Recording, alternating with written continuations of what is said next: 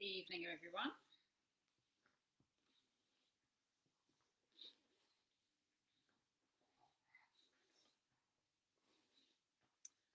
Good evening, everybody, from me and Squishy. She's quite busy right now with the destroying of yet another toy. So if you hear any really weird noises, it's her. There she is. Are you going to say hello or not? She's otherwise involved.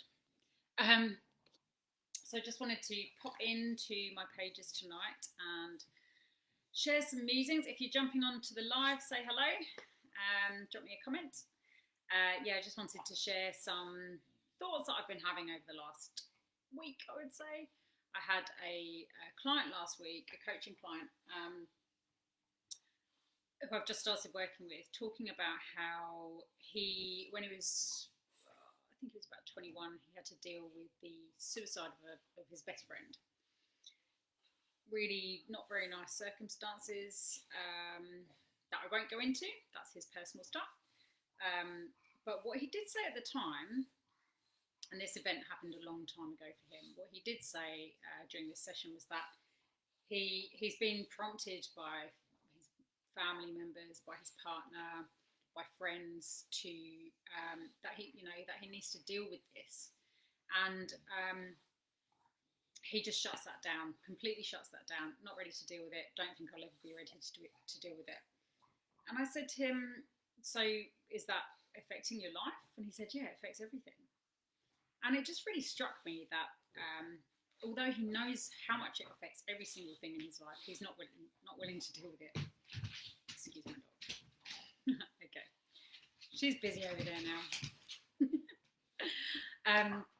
It just really struck me at how unwilling he is to deal with that, because he knows that's the most painful trauma, that he's the earliest painful trauma that he's ever had to deal with. And yet he recognises that it's led to alcohol abuse, it's led to domestic violence, it's led to a lot of other things. He's still not willing to go there. Then I was listening to an interview, a podcast I think it was, and then I've kind of listened to a few of his interviews since, of this guy called Michael Sealey, I think his name is, and he wrote a book called The Untethered Soul. I originally watched an interview that he did with Oprah, where she was talking about how a friend had left her this book, and it was the most profound book that she's ever read, and she recommends it to everyone and buys copies for everyone. So I've been watching some of his interviews, and he talks about how we generally protect ourselves from pain or perceived future pain, protection from perceived future pain based on pains from the past. And he likened this to if we got a thorn in our arm, say for example, you get a thorn in your arm, a nice big thorn, and every time something brushes past this thorn, it hurts, right? So you make efforts to not touch the thorn. So initially what you do is just you don't personally touch it, and then a friend gives you a hug and you realise that they brushed past it and ouch, that hurts. So then you decide not to hug any more friends, and then that night when you go to bed, you roll over in bed and roll onto the thorn, and ouch, that hurts. So you change your whole bed setup so that you're suspended in a way in your bed where it doesn't rub on the thorn, so it doesn't hurt. And then you realise that certain clothes that you wear aggravate the thorn and touch it. So you decide to change your whole sense of dress to avoid this thorn being touched. And then you realise that exercise hurts it, so you stop exercising. And then you realise that, you realise all these different things affect what pokes this thorn.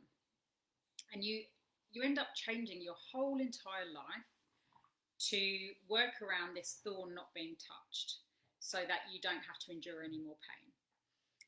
And then what happens is it's just too dangerous for anyone else to come near it. So then you employ a bunch of bodyguards, and they're constantly patrolling all around you, and you've got this wide perimeter around yourself with bodyguards with Uzis ready to fire at anyone who dares to come near you. And then you're like, oh, finally a sense of peace. Like, I can finally relax knowing that no one's going to touch this thorn. and now I can be happy. And I mean, that's just wrong, isn't it? I mean, we wouldn't, if it was an actual thorn, we would just take it out. But that's how a lot of people are protecting themselves from perceived future pain. You get really hurt in relationships, so you decide that you're going to be single. You are adamant that you're not going to open up your heart so that you can't be in further pain. But it doesn't work out that way, does it? And unless we actually look at what triggers us and look to heal those triggers from the original source, then we're not really living life as fully as we should be.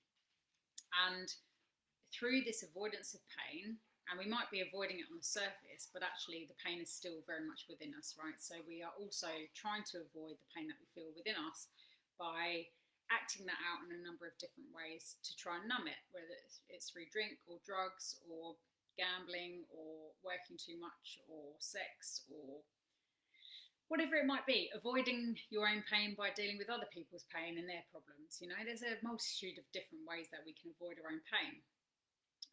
And as a human race, we've become really, really good at doing that, all of those things. And all the marketing out there totally plays on the fact that we're all totally trying to avoid our pain all the time. But what if you could take the thorn out? What if you could actually start to deal with the emotional pain that's holding you back and start to gently uncover the layers, heal the layers very, very gradually in your own time, sometimes with a gentle nudge from a coach. I recently took on a new coaching client, and we've been doing that exact same thing. You know, we've been working very much on healing his past traumas through looking at limiting beliefs that might be holding him back, looking at past stories that he's been telling himself that have then showed up and manifested in current relationships, looking at his own avoidance of pain through his own behaviours where he's been acting out.